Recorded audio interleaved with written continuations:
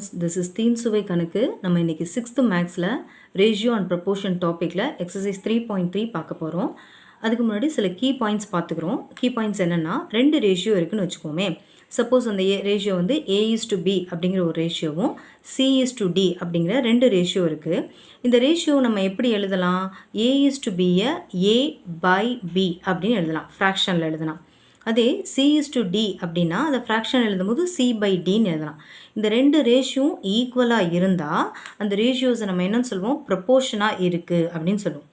Ratios வந்து ஈக்குவலாக இருந்தால் அந்த ரேஷியோஸ் ஆர் இன் ப்ரொப்போர்ஷன் வரும். இதை நம்ம எப்படி எழுதலாம் அப்படின்னா, A:B இந்த மாதிரி 4 புள்ளி வச்சோம்னா 2 ரேஷியோவும் ப்ரொப்போர்ஷனாக இருக்குது, அதாவது இந்த 2 ரேஷியோவும் ஈக்குவலாக இருக்குது அப்படின்னு அர்த்தம். இப்போ ப்ரொப்போர்ஷனாலிட்டி லா, இப்போ ப்ரொப்போர்ஷனாக இருந்தால், அதாவது ஈக்குவலாக இருந்தால் அதுக்கு ஒரு சில லாஸ் இருக்குது. எப்படின்னா, இப்போ A/B C/Dன்னு எழுதுறோம் இல்லையா? இந்த கிராஸில் இருக்குது பார்த்தீங்களா? ஏயையும் டியையும் மல்டிபிள் பண்ணால் இந்த கிராஸ் யோசிங்க, பியையும் சியையும் மல்டிபிள் பண்ணுறதுக்கு சமம். ஓகேவா? Equal. So AD equal to BC. ஓகேவா? இந்த கீ பாயிண்ட்ஸை யூஸ் பண்ணி இப்போ எக்ஸசைஸ் 3.3ல் உள்ள ப்ராப்ளம்ஸில் நம்ம பார்க்க போகிறோம். ஃபஸ்ட்டு எக்ஸசைஸ் 3.3 ஃபஸ்ட் ப்ராப்ளம் என்னென்னா, fill in the blanks. ஓகேவா? ஃபஸ்ட்டு இவங்க என்ன கொடுத்துருக்காங்கன்னா 3:5 இந்த மாதிரி 4 புள்ளி இருந்தால் என்ன அர்த்தம்? Proportionate. 3:5 is proportionate to dash is to 20. இந்த இடம் எனக்கு தெரியாது. இந்த 2 ரேஷியோவும் ப்ரொப்போர்ஷனேட்டாக இருக்குது அப்படின்னா இந்த இடம் என்ன வரும்னு கேட்டிருக்காங்க. நம்ம இதை கண்டுபிடிக்க போகிறோம். கண்டுபிடிக்கலாமா? இப்போது இங்கே 3 இருக்குது, இங்கே ஃபஸ்ட் நம்பர் இருக்குது, இங்கே இதை எப்படி சொல்லுவோம்? இது ஃபஸ்ட்டு டேர்ம் இருக்குது, இங்கே செகண்ட் டேர்ம் இருக்குது. இங்கே ஃபஸ்ட்டு டேர்ம் இல்லை, இங்கே செகண்ட் டேர்ம் இருக்குது. ஸோ நம்ம இருக்கிறத வச்சு தான் இல்லாததை எழுத முடியும். இங்கே உள்ள செகண்ட் டேர்மையும் இங்கே உள்ள செகண்ட் டேர்மையும் நம்ம கம்பேர் பண்ணுவோம். இந்த 5லேருந்து இந்த 20 எப்படி வந்திருக்கும்? 5யோட 4 மல்டிபிள் பண்ணால் எனக்கு 20 வரும். ஓகேவா? அப்போது 5 4s are 20னா இப்போ இந்த 3யோடையும் நம்ம என்ன பண்ணணும்? 4 தான் மல்டிபிள் பண்ணணும். ஏன் அப்படின்னா இது ப்ரொப்போர்ஷனேட்டாக இருக்குது. அப்போ 3யோட 4 மல்டிபிள் பண்ணால் இங்கே என்ன வரும்? 12. So 3:5 is proportionate to 12:20. ஓகேவா? நெக்ஸ்ட்டு இப்போ dash is to 24 is proportionate to 3:8. இதில் உள்ள டேர்ம்ஸை நல்லா பார்க்குறோம். இங்கே ஃபஸ்ட்டு டேர்ம் இல்லை, செகண்ட் டேர்ம் இருக்குது. இங்கே ஃபஸ்ட்டு டேர்மும் இருக்குது, செகண்ட் டேர்மும் இருக்குது. அப்போ ரெண்டுத்துலேயுமே எந்த டேர்ம் இருக்குது? செகண்ட் டேர்ம்ஸ் இருக்குது. அப்போ நம்ம செகண்ட் டேர்ம் வச்சு கம்பேர் பண்ணலாம். இந்த 24 8. ஓகேவா? இந்த 8லேருந்து 24 எப்படி வந்துச்சுன்னு யோசிக்கலாம். 24லேருந்து 8 எப்படி வந்துச்சுன்னு யோசிக்கலாம். இப்போ 24லேருந்து 8 யோசித்தா டிவிஷனில் யோசிக்கணும். ஓகேவா? இப்போ நம்ம 8லேருந்து 24 யோசிக்கலாம். இப்போ 8லேருந்து இந்த 24 எப்படி வந்திருக்கும்? இந்த 8ஓட 3யை மல்டிபிள் பண்ணால் 24 வரும் தானே? ஸோ இங்கே 3யை மல்டிபிள் பண்ணால் இங்கே இருக்கக்கூடிய 3யோடையும் 3யை மல்டிபிள் பண்ணோம். 3யை மல்டிபிள் பண்ணால் 3 3s are 9. So 9:24 is proportionate to 3:8. Next, 5:blank is proportionate to 10:8 is proportionate to 15:blank. இந்த மாதிரி கொடுத்துருக்காங்க. 3 ரேஷியோஸ் கொடுத்துட்டாங்க. ஆனால் இதில் பார்த்தீங்கன்னா 2வது ரேஷியோ, செகண்ட் ரேஷியோஸ் இருக்கு இல்லையா? இதுதான் கிளியராக ஃபஸ்ட்டு டேர்மும் இருக்குது, செகண்ட் டேர்ம் இருக்குது. இப்போ நான் இதை ரெண்டையும் நான் கம்பேர் பண்ணுறேன். இந்த சம் பண்ணோம் இல்லையா? அதே மாதிரி இதை ரெண்டையும் கம்பேர் பண்ணுறேன். இங்கே ஃபஸ்ட்டு டேர்ம் இருக்குது, இங்கேயும் ஃபஸ்ட்டு டேர்ம் இருக்குது. ஸோ நம்ம என்ன பண்ணலாம்? இந்த ஃபஸ்ட்டு டேர்ம்லேருந்து இந்த ஃபஸ்ட்டு டேர்ம் எப்படி வந்துச்சுன்னு பார்ப்போம். இப்போ 5லேருந்து 10 எப்படி வரும்? 5யோட 2வை மல்டிபிள் பண்ணால் என்ன வந்திருக்கும்? 10. ஓகேவா? ஸோ 5யோட 2வை மல்டிபிள் பண்ணால் 10 வந்துருச்சு. அப்போ இங்கே என்ன நம்பர்னு தெரியாது. இங்கே இருக்கிற நம்பரோட நான் 2வை மல்டிபிள் பண்ணால் இங்கே என்ன நம்பர் வரணும்? 8.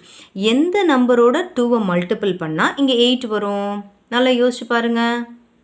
4ஓட 2வை மல்டிபிள் பண்ணால் தான் 8 வரும். 4 2s are 8 படிச்சிருக்கோம் இல்லையா? இப்போ பாருங்கள், 5 2s are 10, 4 2s are 8. அப்போ இதனோட ஆன்சர் என்னது? இங்கே நம்மளுக்கு 4 தான் ஆன்சர்.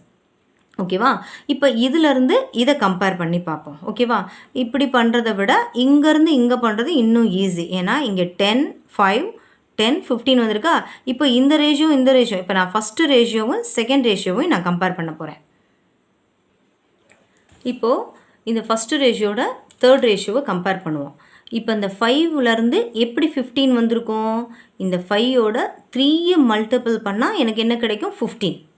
அப்போ இங்கே ஆன்சர் எனக்கு 4ன்னு கிடச்சிருச்சா? இந்த 4ஓட 3யை மல்டிபிள் பண்ணுறேன். 4 3s are 12. So the answer is 12. அப்போது 5 3s are 15, 4 3s are 12. இங்கே கம்பேர் பண்ணும்போது 5 2s are 10, 4 2s are 8. ஓகேவா? நெக்ஸ்ட் போகலாம். இப்போ 12 இருக்குது, அடுத்து பிளாங்காக இருக்குது. ஈக்குவல்னு கொடுத்துருக்காங்க. இங்கே ப்ரொபோர்ஷனல் சிம்பிள் கொடுத்துருந்தாலும் ஈக்குவல் சிம்பிள் கொடுத்துருந்தாலும் சேம் மீனிங் தான்.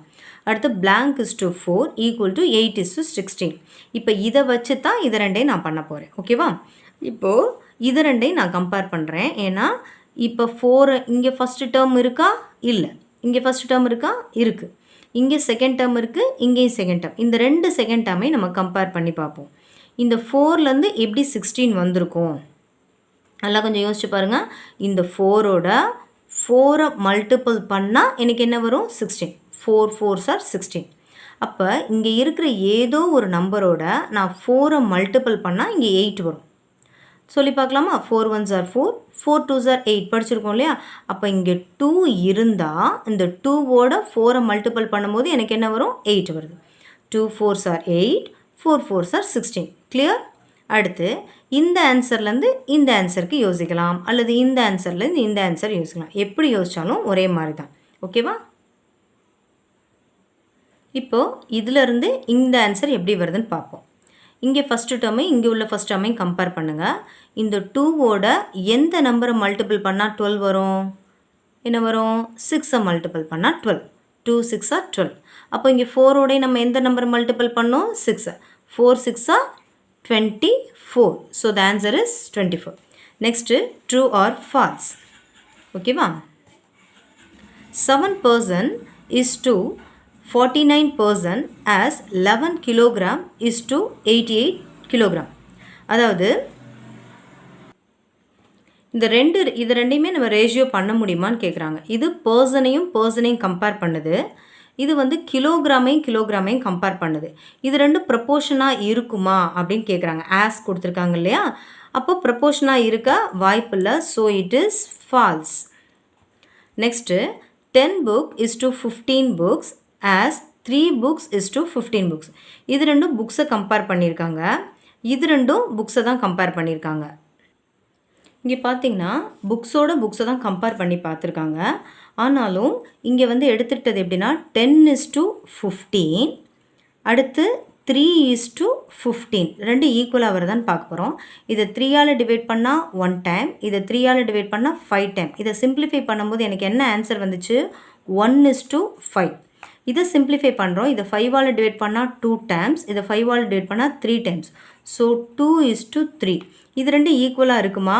ஈக்குவலாக இருக்க வாய்ப்பே இல்லை. So the answer is false.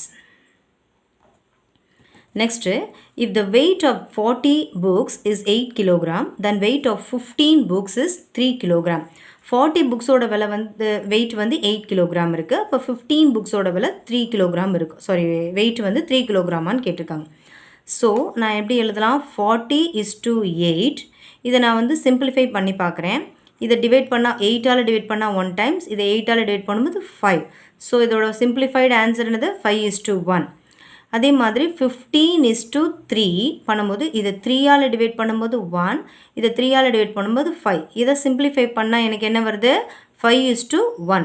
அப்போ ரெண்டுமே ஈக்குவலாக வருதா? ஸோ இந்த ரேஷியோஸ் வந்து நம்மளுக்கு ப்ரப்போர்ஷனலாக தான் இருக்கும். So it is true. Next, a car travel 90 km in 3 hours with constant speed. 90 km 3 hoursல. அப்போ 90 is to 3. ஓகேவா? It will travel 140 km in 5 hours at the same speed. அதே மாதிரி 140 km வந்து 5 ஹவர்ஸில் ட்ராவல் பண்ணுமான்னு கேட்டிருக்காங்க. ஓகேவா? நம்ம இது ரெண்டையும் நம்ம சிம்பிளிஃபை பண்ணி பார்ப்போம். இது ரெண்டுமே 3 டேபிள்ஸில் வரும். ஸோ 3ஆல் டிவைட் பண்ணும்போது இது 1 டைம், 90யை 3ஆல் டிவைட் பண்ணுறோம். ஸோ 9ல் 3 டைம்ஸ், இந்த 0 அப்படி வரும். எனக்கு ஃபைனல் ஆன்சர் என்ன வருது? 30 is to 1. ஓகேவா? இது ரெண்டுமே 5 டேபிள்ஸில் வரும். ஸோ 5ஆல் டிவைட் பண்ணும்போது 1 டைம், இதை 5ஆல் டிவைட் பண்ணும்போது 14ல் 5 எத்தனை டைம்ஸ் வரும்? ஃபஸ்ட்டு 10 எடுத்துக்குவோம், அதில் 2 டைம்ஸ், பேலன்ஸ் 4 வரும். அது இதோட சேரும்போது என்னாகும்? 40 ஆகும். 40ல் 8 டைம்ஸ் ஓகேவா. அப்போ என்ன வருது 28:1 அப்படி வருது. இது ரெண்டும் ஈக்குவலாக இருக்கா இல்லை. ஸோ இந்த ரேஷியோஸ் வந்து ப்ரப்போர்ஷனலாக இருக்காது. So it is false. Next, third sum, fill in the blanks.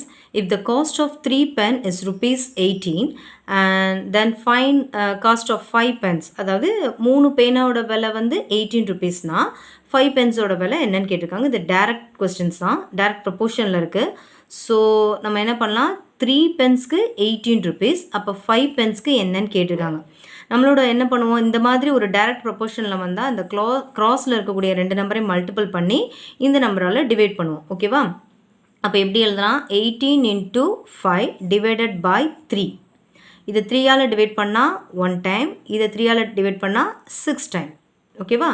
6 5s are 30. So the answer is எவ்வளோ வரும், ₹30. Next, if Karkulali earns ₹1,800 in 15 days, then she earns ₹3,000 in dash days. அவங்களுக்கு கார்குலலிக்கு வந்து ₹1,800 earn பண்ணணும்னா 5 days ஆகுது.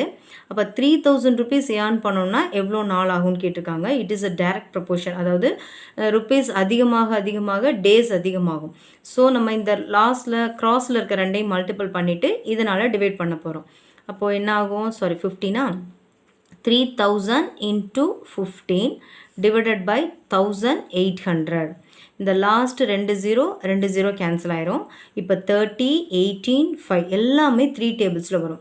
So நான் இதை என்ன பண்ணலாம், 6ஆலையும் வரும் இல்லையா, 30யும் 80யும். ஸோ இதை ரெண்டையும் நான் 6ஆல் டிவைட் பண்ணுறேன். இதை 6ஆல் டிவைட் பண்ணால் 3, ஏன்னா 6 3s are 18. இதை 6ஆல் டிவைட் பண்ணால் 5 டைம், 6 5s are 30. ஸோ இது ரெண்டையும் இப்போ என்ன பண்ணலாம், 5 டேபிளில் கேன்சல் பண்ணலாம், 3 டேபிளில் 3ஆல் டிவைட் பண்ண 1 டைம், இதை 3ஆல் டிவைட் பண்ணும்போது 5. ஸோ ஃபைனலாக எனக்கு மேலே வந்து நியூமரேட்டரில் 5 into 5 இருக்குது. 5 into 5 25. So the answer is எவ்வளோ நாள் ஆகும், 25 days அவங்களுக்கு ஸ்பெண்ட் பண்ண வேண்டி இருக்கும். இன்னும் ஸ்டூடெண்ட்ஸ் இது கிளியராக புரிஞ்சா நெக்ஸ்ட் ப்ராப்ளத்தோட சொல்யூஷன் நெக்ஸ்ட் வீடியோவில் பார்க்கலாம். தேங்க்யூ.